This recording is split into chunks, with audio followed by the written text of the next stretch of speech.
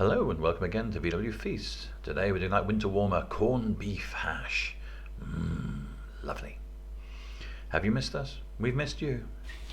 Okay, so store cupboards mainly. We're using the corned beef, some potatoes, sweet corn, onions.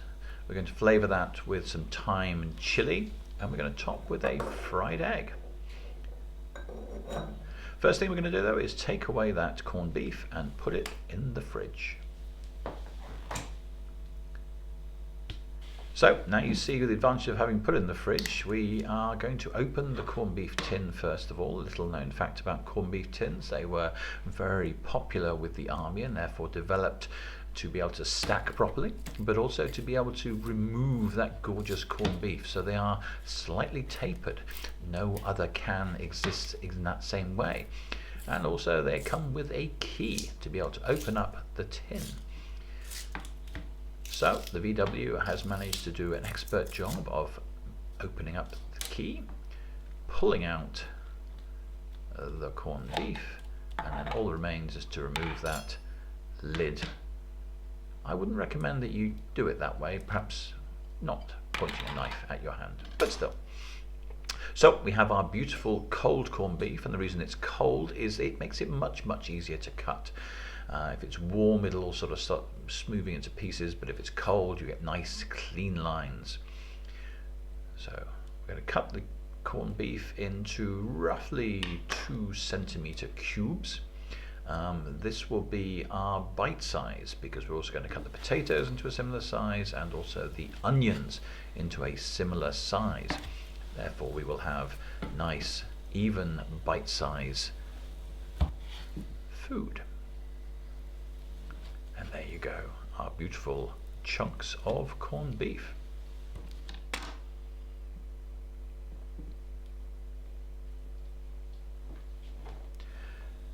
Okay, let's start the cooking. So first of all, a nice hot pan, we've got some oil and some butter. We'd love to just cook in butter, but that unfortunately at heat the butter will start to smoke and change, so the oil helps us maintain that heat but keeping all that lovely flavour from the butter. So we're putting in our chopped onions, and as you can see again, those sort of 2 centimeter chunks, and the VW is just making sure that they're all broken up into their individual leaves so that they will all get coated in this lovely butter and oil and cook down.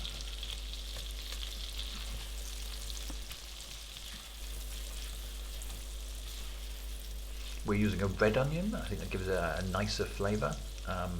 You can use any onion you want. So once they've got to the stage where they're nicely, almost completely cooked, we'll just take them and put them aside just for the moment.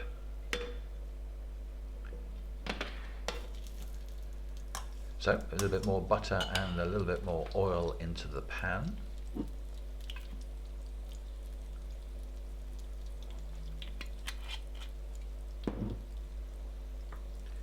In go our beautiful fresh chilli. Now you can just use chili flakes if you want. We happen to have some nice fresh chilies, so we're adding them in as well.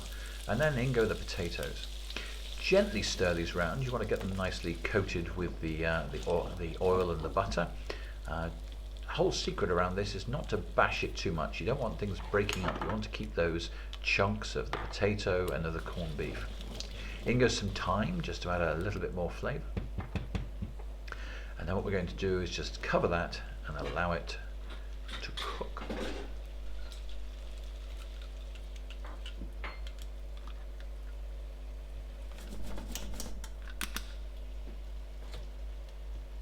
Once those are really where we want them to be, again just nicely stirring them around, making sure they're all coated and cooked.